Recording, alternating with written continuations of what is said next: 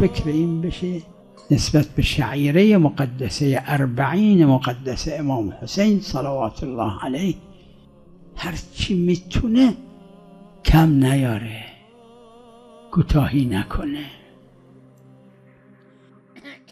چرا هواپیمای مجانی برای کربلا، برای عراق در 40 مقدسه امام حسین نیست؟ نمیتونن.